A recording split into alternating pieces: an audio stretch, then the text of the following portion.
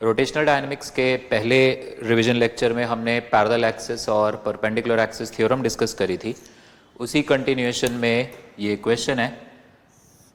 ये 4 massless rod हैं, इनको ज्वाइन करके हमने स्क्वायर फ्रेम बनाया हुआ है और इस एक्सिस के अबाउट ये एक्सिस इस स्क्वायर फ्रेम के प्लेन में ही लाई कर रही है और इस एंड पॉइंट से पास हो रही है।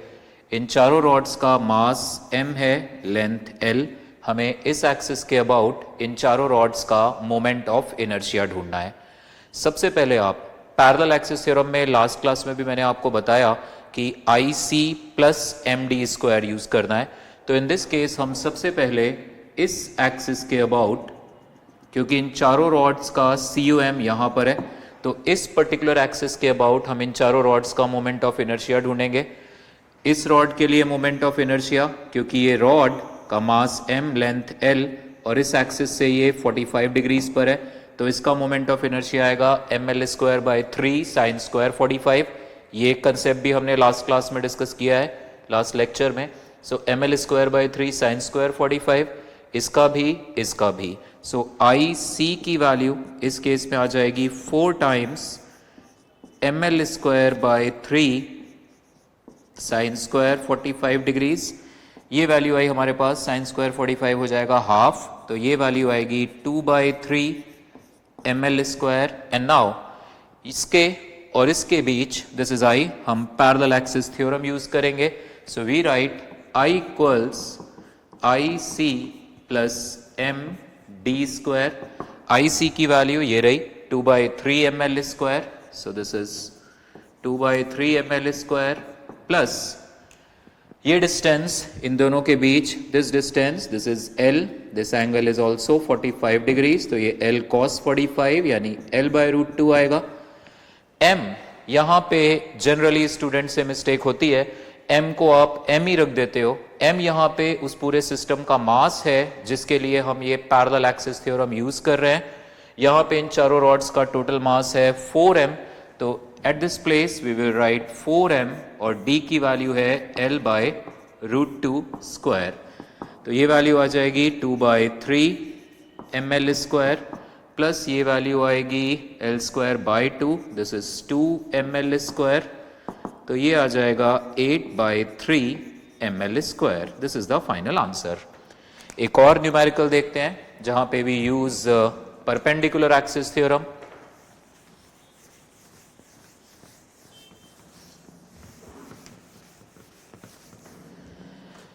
इस बारी हमारे पास ये स्क्वायर प्लेट है,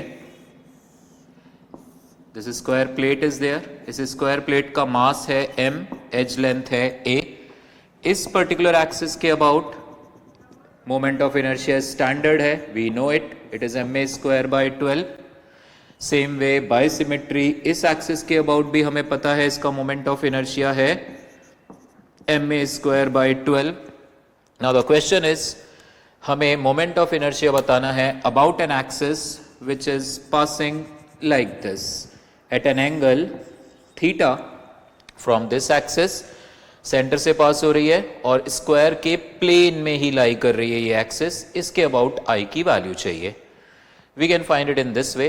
अगर इस एक्सिस के अबाउट मोमेंट ऑफ इनर्शिया की वैल्यू है I, तो बाय सिमेट्री इसके परपेंडिकुलर यानी इस वर्टिकल एक्सिस से थीटा एंगल पर इस एक्सिस के अबाउट भी by symmetry moment of inertia की वैल्यू I आनी चाहिए, बिकॉज ये स्क्वायर है। अगर यही रेक्टेंगुलर शीट होती फिर ये सिमेट्री नहीं आती, स्क्वायर शीट है।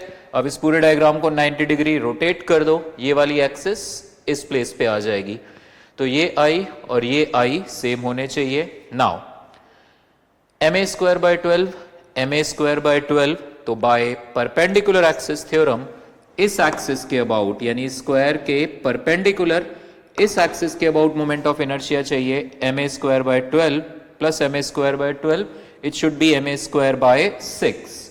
नाउ अब आप परपेंडिकुलर एक्सिस थ्योरम इसके और इसी एक्सिस के बीच अप्लाई करो। ये एक्सिस नहीं बदलेगा, इट्स लाइक दिस। आपने दो एक्सिस इस तरह से सिलेक्ट करी, third axis was this one. आपने perpendicular axis theorem, you said Ix plus Iy equal to Iz। I Z को आप वही रहने दो, आई एक्स और आई वाई को आप थीटा एंगल टिल्ट कर दो, तो I plus I should be equal to this I Z. तो ये वैल्यू इस एक्सिस के अबाउट हमारा मोमेंट ऑफ इनर्शिया आ रहा है एम ए स्क्वायर बाय 12, इस एक्सिस के अबाउट ये स्क्वायर प्लेट इस तरह से ऐसे रोटेट करेगी, so M A square by 6 आ रहा है, M A square by 12 plus M A square by 12, तो about this axis it is M A square by 6, so I plus I should also be equal to M A square by 6, तो वहां से हमारे पास आ गया answer 2i equals M A square by 6, तो i की वैल्यू आ गई एम ए स्क्वायर बाय 12। इस रिजल्ट को आप वैसे भी ध्यान रखो, sometimes in some another numerical इसका यूज भी आ सकता है कि अगर हमारे पास एक स्क्वायर प्लेट है, स्क्वायर प्लेट के सेंटर से एक्सिस पास हो रही है और इसी के प्लेन पे लाई कर रही है, फिर वो एक्सिस चाहे ऐसे हो चाहे इस तरह से, किसी भी एंगल पर हो, ये इन सारी, चाहे तो इसका डायगोनल हो, इन सारी एक्सिस के अबाउट मोमेंट ऑफ इनर्शिया की वैल्यू सेम आएगी and that is equal to M A square by 12। अगला कंसेप्ट अब देखते हैं।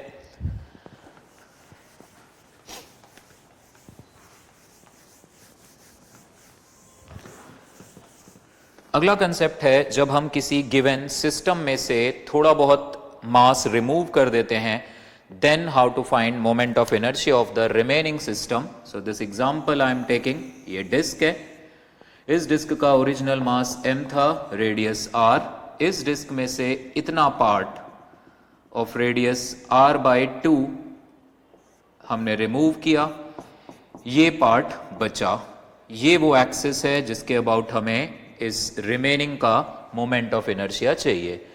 डिस्क है, मास एरिया के प्रोपोर्शनल होगा, आपने जो हिस्सा रिमूव किया है उसका रेडियस क्योंकि आधा है, दिस इज r बाई 2, तो मास 1/4 होगा, mass is proportional to area. ये सब आपको कैलकुलेशंस केस बाय केस करनी होगी। हमारा एम यहाँ पे कंसेप्ट समझने का है, that concept is I will be equal to I of full system minus I of removed system about the same axis. इस बात पे ध्यान देना, पूरे ऑब्जेक्ट का मोमेंट ऑफ इनर्शिया इसी एक्सिस के अबाउट चाहिए, रिमूव्ड हिस्से का भी इसी एक्सिस के अबाउट। जब भी आप मोमेंट ऑफ इनर्शिया ऐड या सब्ट्रैक्ट कर रहे हो, they must be about the same axis. इस एग्जांपल में इतनी प्रॉब्लम नहीं आएगी क्योंकि आप इसी एक्सिस के अबाउट पूरे का भी और रिमूव्ड डिस्क का भी मोमेंट ऑफ इनर्शिया सीधे कैलकुलेट करोगे।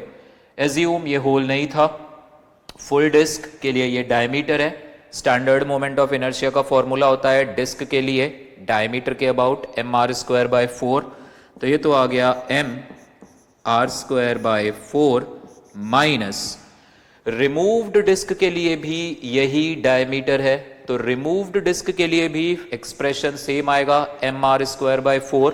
रिमूव्ड हिस्से का मास है m बाय 4, रेडियस है r by 2, so m r square by 4। The same expression is coming, removed हिस्से का मास 1/4 था, रेडियस हाफ थी, so M R square by 4। इसे सिंप्लीफाई करते हैं, ये तो आया एम आर स्क्वायर बाय 4 ही, दिस इज 4 इंटू 4 16 एंड 4 64, तो this is M R square by 64, तो ये वैल्यू आ गई 64 LCM 16 minus 1 15 mr square by 64. This is the final answer. Similarly, अगर suppose that इसी question में if I change this axis,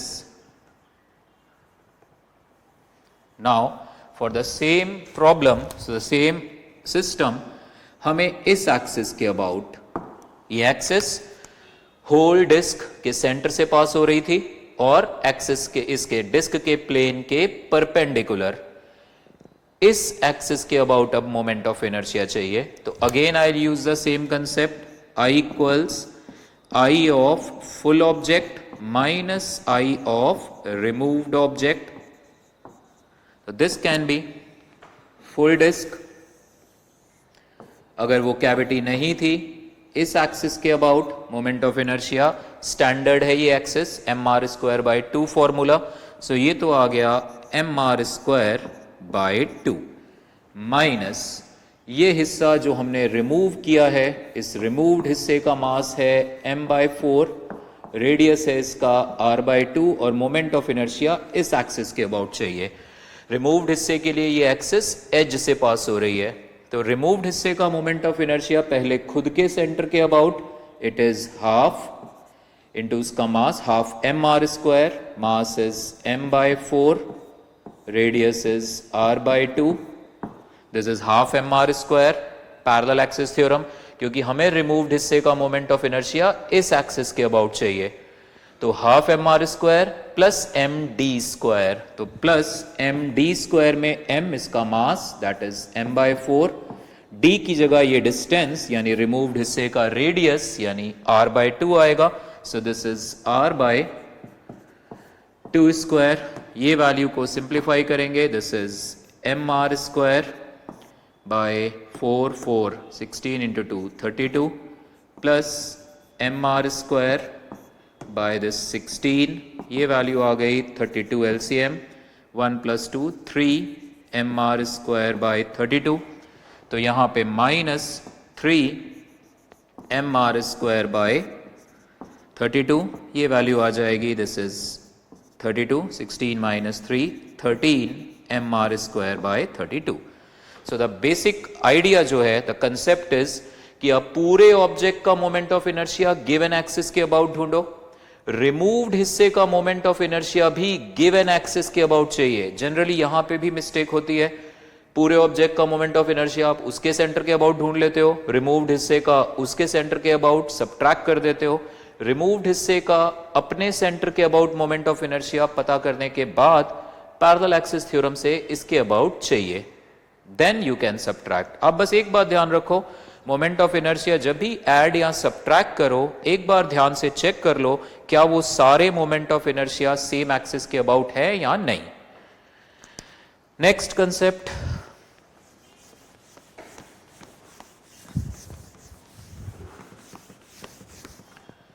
is torque equals I alpha. इसका derivation regular class में हमने डिस्कस किया है, रेगुलर लेक्चर्स में इसका डेरिवेशन आपको मिलेगा, फिलहाल हम रिवीजन कर रहे हैं तो will just see its application part. Torque equal to I alpha concept जब आप यूज करोगे, ध्यान से, अगर तो ऑब्जेक्ट जैसे सपोज दैट ये रॉड इक्विलिब्रियम में है, से दैट यहां पे फ्रिक्शन नहीं था, यहां पे फ्रिक्शन सफिशिएंट था, ये रॉड स्लिप नहीं कर रही पीछे, यहां से नॉर्मल रिएक्शन आ रहा होगा इस रॉड पे से N1, यहां से नॉर्मल रिएक्शन आ रहा होगा से N2, फ्रिक्शन आ रहा होगा F आगे बिकॉज इस रॉड की टेंडेंसी पीछे स्लिप करने की है, ये इसका वेट mg। तो अगर तो सिस्टम इक्विलिब्रियम में है, ये torque equal to I alpha concept आप अपनी कन्वीनियंस के हिसाब से एक्सिस चूज कर सकते हो, टॉर्क भी उसी एक्सिस के अबाउट होना चाहिए, मोमेंट ऑफ इनर्शिया भी उसी एक्सिस के अबाउट होना चाहिए। You can select axis here, क्योंकि दो फोर्सेस यहां से पास हो रहे हैं तो उन दोनों फोर्सेस का टॉर्क जीरो हो जाएगा। स्टिल आप चाहो तो एक्सिस यहां पे भी ले सकते हो, एक्सिस यहां पे भी ले सकते हो, योर विश, आप एक्सिस यहां भी ले सकते हो, इक्विलिब्रियम है, आपकी चॉइस है, आप कन्वीनियंस के हिसाब से एक्सिस सिलेक्ट कर सकते हो। अगर रिजिड बॉडी प्योर रोटेशन में है, जैसे ये रॉड है, ये रॉड इस एक्सिस के अबाउट ऐसे प्योर रोटेशन में है, तब तो नेचुरली जो एक्सिस जिसके अबाउट ये रिजिड बॉडी प्योर रोटेशन में है, आप उसी के about torque equal to I alpha use करोगे। अगर से दैट इसी केस में ग्राउंड पर भी फ्रिक्शन ना होता, this mu is zero, this mu is also zero, तो ये रॉड अभी स्लिप हो रही है, ये रॉड का लोअर एंड राइट को जा रहा है, अपर एंड नीचे की ओर जा रहा है। इस केस में आप torque equal to I alpha, क्योंकि ये केस है now combined rotation and translation का, torque equal to I alpha आप सिर्फ COM के अबाउट यूज करो या फिर इंस्टेंटेनियस एक्सिस ऑफ रोटेशन के अबाउट। ये पॉइंट क्योंकि डाउनवर्ड जा रहा है तो इसके परपेंडिकुलर हम आगे बढ़े, ये पॉइंट क्योंकि राइट साइड जा रहा है इसके परपेंडिकुलर हम आए, तो this is the instantaneous axis of rotation IAOR। तो ऐसे केसेस में जब रिजिड बॉडी कंबाइंड रोटेशन और ट्रांसलेशन में है, आप torque equal to I alpha use करोगे या तो COM के अबाउट या फिर इंस्टेंटेनियस एक्सिस ऑफ रोटेशन के अबाउट। एक कंसेप्ट डिस्कस करते हैं अब हम torque equal to I alpha पे बेस्ड। दिस पर्टिकुलर केस,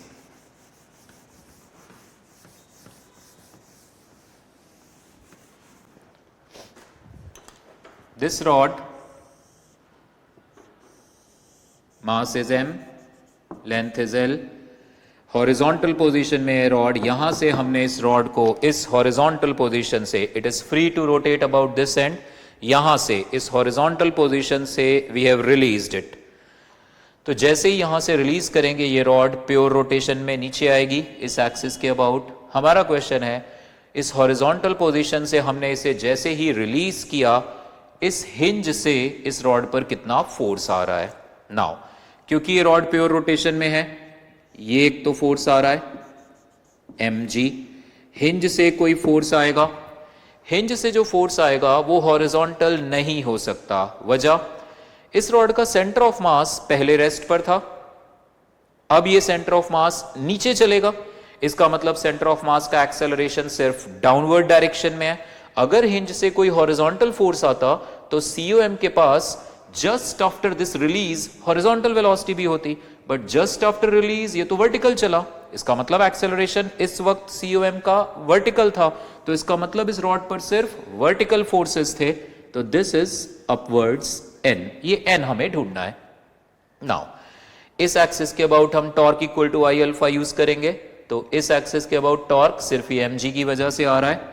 तो when we have written torque equals I alpha, ये एक्सिस यहां से ये परपेंडिकुलर डिस्टेंस आया l/2, तो टॉर्क आ गया mg l/2। टॉर्क हमने कैलकुलेट किया जिस एक्सिस के अबाउट, मोमेंट ऑफ इनर्शिया भी उसी एक्सिस के अबाउट होना चाहिए। It is ml²/3 into alpha, m cancel, एक l कैंसल, अल्फा की वैल्यू आ गई 3g/2l इस एक्सिस के अबाउट। अब क्योंकि ये रॉड प्योर रोटेशन में है, इस वक्त अल्फा की वैल्यू हमें मिल गई, ओमेगा की वैल्यू 0 है, जस्ट रिलीज किया था इस पोजीशन से। जब एक रिजिड बॉडी प्योर रोटेशन में होती है तो रिजिड बॉडी के सारे पॉइंट्स सर्कल में घूमते हैं। सपोज दैट ये हमारे पास एक रिजिड बॉडी है, इस एक्सिस के अबाउट ये रिजिड बॉडी प्योर रोटेशन में है ऐसे, इसका एंगुलर एक्सेलरेशन है अल्फा, एंगुलर वेलोसिटी है सपोज ओमेगा। इस रिजिड बॉडी के सारे पॉइंट्स सर्कल में घूमेंगे इस एक्सिस के अबाउट। यहां से r डिस्टेंस, ये पॉइंट का एक्सेलरेशन अगर चाहिए, अल्फा की वजह से इस पॉइंट का एक्सेलरेशन इस डायरेक्शन में आएगा अल्फा r, जिसे हम टेंजेंशियल एक्सेलरेशन भी कहते हैं। ओमेगा की वजह से इस पॉइंट का एक्सेलरेशन इस डायरेक्शन में आएगा ω²r, जिसे हम सेंट्रीपिटल एक्सेलरेशन भी कहते हैं। हमारे इस केस में ओमेगा 0 है, सो सिर्फ अल्फा की वजह से यहां से l/2 डिस्टेंस पर ये सेंटर ऑफ मास, इसका एक्सेलरेशन डाउनवर्ड्स आएगा, that is alpha into l/2। Alpha की वैल्यू थी 3g/2l, सो 3g/2l इंटू l/2, तो ये वैल्यू आ गई हमारे पास 3g/4, यानी इस रॉड का सेंटर ऑफ मास इस 3g/4 एक्सेलरेशन से नीचे जाएगा। अब सेंटर ऑफ मास का कंसेप्ट हम यूज करेंगे। किसी भी सिस्टम के COM का एक्सेलरेशन चाहिए, आप उस पूरे सिस्टम को एक पार्टिकल में एज्यूम करो। जितने भी उस बॉडी पर फोर्सेस थे mg n, सारे इस पार्टिकल पे दिखा दो। इस पार्टिकल का मास m, ये mg फोर्स आ गया, ये n आ गया, इसका एक्सेलरेशन डाउनवर्ड्स है ac, न्यूटन का सेकेंड लॉ यूज करो। अगेन आई एम रिपीटिंग, किसी भी रिजिड बॉडी के COM का एक्सेलरेशन चाहिए, पूरी रिजिड बॉडी को पार्टिकल एज्यूम करो, जितने भी एक्सटर्नल फोर्सेस हैं सारे पार्टिकल पे दिखाओ, एंड न्यूटन का सेकेंड लॉ। इसका एक्सेलरेशन क्योंकि डाउनवर्ड्स है इसलिए mg minus n equals m times ac। यहां से आ गया mg minus n is m times ac की वैल्यू है 3g/4, तो यहाँ से n की वैल्यू आ गई mg/4. This is the answer.